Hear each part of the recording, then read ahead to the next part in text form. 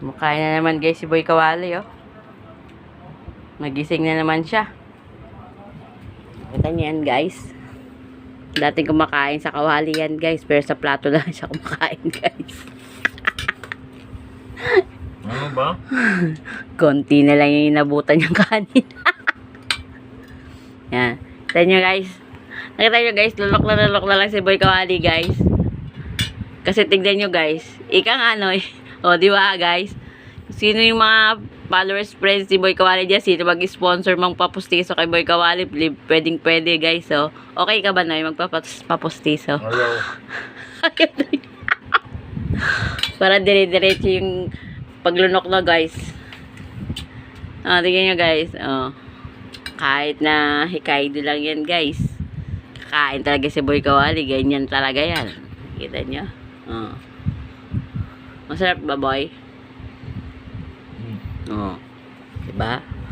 Kaya kayo guys, pag inimbitan nyo si Boy Kawali guys, kahit anong paulom nyo dyan guys, kakain yan.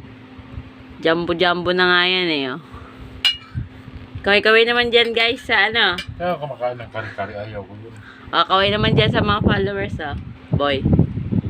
Kaya ka naman. Bagong gising guys.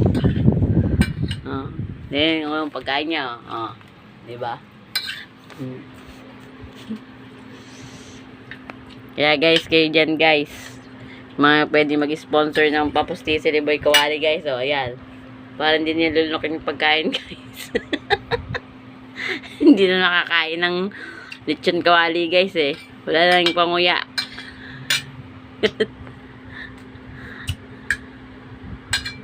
Dati yung nagbubukas guys ng bote ng soft drinks guys. Pero ngayon, hindi na makapagbukas guys. Patingin nga ulit guys. Ay boy. Pinipersonal mo na yata ako ah. Personal naman talaga. Gilangin na lang yun. Diba? Ang bilis kumain. Wala nang panguya.